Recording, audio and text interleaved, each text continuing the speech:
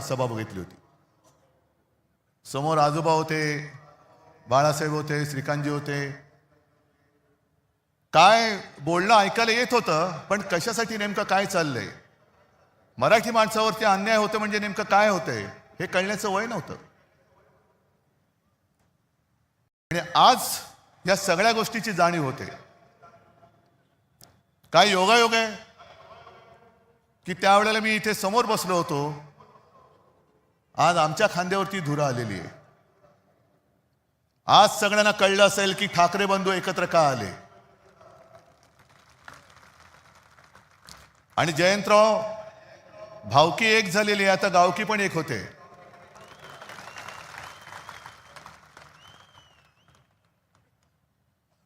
अनेक जण आतापर्यंत प्रश्न विचारत होते की ठाकरेंच्या अस्तित्वाची लढाई आहे का. अरे ठाकरेंचं अस्तित्व ठरवणार अजून जन्माला नाही आलं. हे बघा समोर बसले, ते खरं ठाकरेंचं अस्तित्व आहे.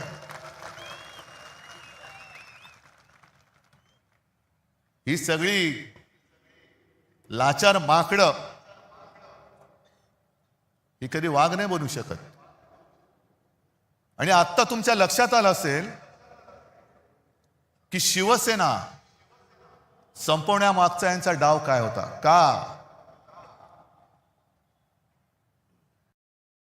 संयुक्त महाराष्ट्राच्या लढ्याच्या वेळेला आचार्य आत्रे होते, एस.एम. जोशी होते, डांगे होते, आणि पहिले जे 5 जण सगळ्यात पुढे होते त्याच्यात आमच्या दोघांचे आजोबा प्रबोधनकार केशव सीताराम ठाकरे होते.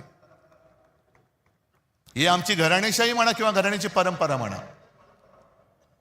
आणि हे रक्तामध्ये असावं लागतं. मराठीचं प्रेम, मातृभाषेचं प्रेम हे रक्तामध्ये असावं लागतं. आणि आमच्या डोळ्यात देखत